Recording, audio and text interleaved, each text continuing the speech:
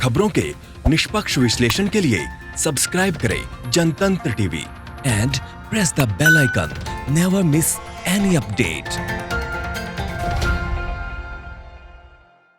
भारतीय राजनीति में फेसबुक के असर और उसकी पॉलिसी को लेकर उठ रहे सवालों के बीच कुछ और नई जानकारी सामने आई है। अमेरिकी अखबार वॉल स्ट्रीट जर्नल ने एक बार फिर फेसबुक के सीनियर अधिकारी आंखी दास से जुड़े कुछ अहम दावे किए हैं।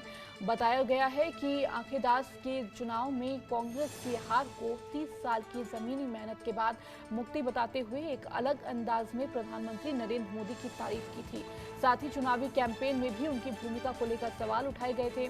आंखी दास के चुनाव में कांग्रेस की हार पर लिखा, आखिरकार 30 साल के जमीनी काम से भारत को स्टेट सोशलिज्म से मुक्ति मिल गई है, तो वहीं दूसरी तरफ जीत के लिए नरेंद्र मोदी को स्ट्रॉन्गमैन कहा गया है। वहां स्ट्रीट जर्नल ने अपनी इस रिपोर्ट में ये भी लिखा कि आंखी दास ने 2011 में फेसबुक ज्वाइन किया। ये वो वक्त था जब फेसबुक राजनीति की दुनिया में अपना दखल बढ़ा रहा था।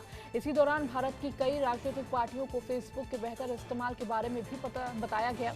2012 में गुजरात में बीजेपी के लिए भी फेसबुक के जरिए जनता के बीच पहुंचने का काम किया गया। बीजेपी को जीत मिली और नरेंद्र मोदी तब एक बार फिर से मुख्यमंत्री बने। और इस पर आंखी दास ने लिखा था कि हमारे गुजरात कैंपेन की सफलता, इसके बाद नरेंद्र मोदी और बीजेपी के लिए राष्ट्रीय चुनाव का कैंपेन चलाया गया, यानी 2014 के लोकसभा चुनाव के लिए कैंपेन चलाया गया।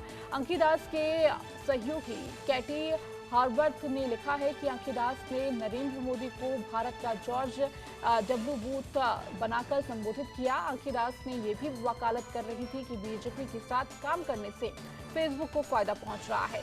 2014 चुनाव की फेसबुक कैंपेन खत्म होते वक्त यानी रिजल्ट आने से पहले आंखी दास ने अपने एक सहयोगी से बीजेपी की जीत की बात भी कही थी।